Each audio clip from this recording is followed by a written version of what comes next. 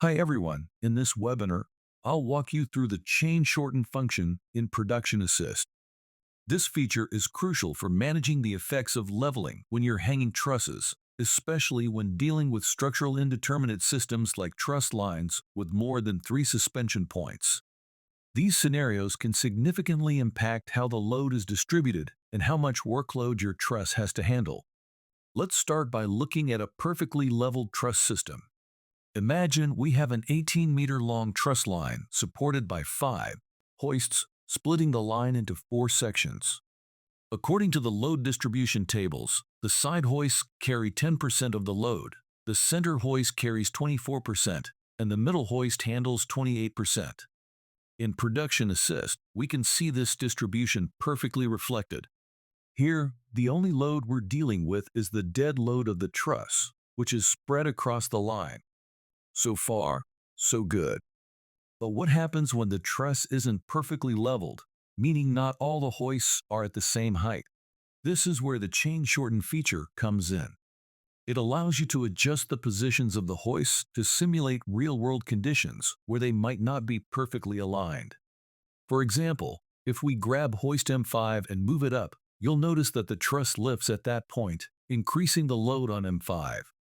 Conversely, the load on the neighboring hoist, M4, decreases. If you continue to raise M5, it will bear more load, and eventually, M4 might even carry no load at all. In extreme cases, the truss might end up being supported by only 2 hoists. I think you can all picture how that would look. Similarly, if you lower M5, its load decreases, while M4's load increases. Interestingly, you'll also see a decrease in load on M3.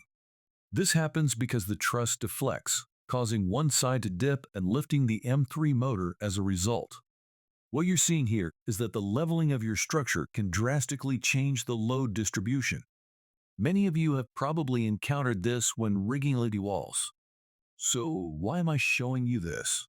First, it's to highlight that structural calculations are only accurate for specific leveling conditions. Even small changes can lead to significant shifts in load and workload. But there's a practical side too. This feature allows you to redistribute loads in your rig. This can be incredibly useful if one part of the roof is maxed out, but other areas can still take more load, or if a hoist is slightly over its load capacity. Production Assist also has an option to calculate the chain shorten effect. This analysis checks what happens when you move each hoist independently by a set distance defaulted to 3 centimeters, which we believe is a realistic leveling accuracy without special measures.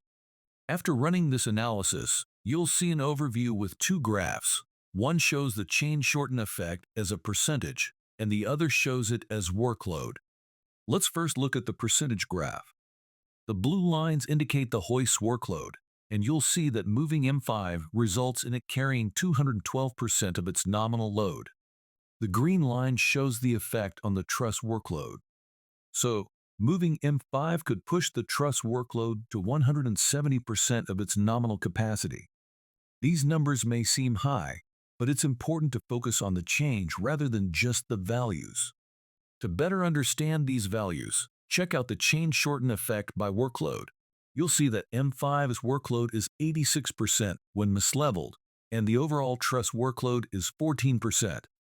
Today, we explored the chain shorten function in Production Assist, focusing on how it affects load distribution when hoists aren't perfectly leveled. We demonstrated how even small adjustments can significantly impact the load on each hoist and the overall truss workload. The chain shorten effect analysis helps you anticipate these changes. Advice: always double-check your leveling and use the chain shorten feature to ensure your rig's load is evenly distributed. This will help maintain safety and prevent overloading. Thank you for attending.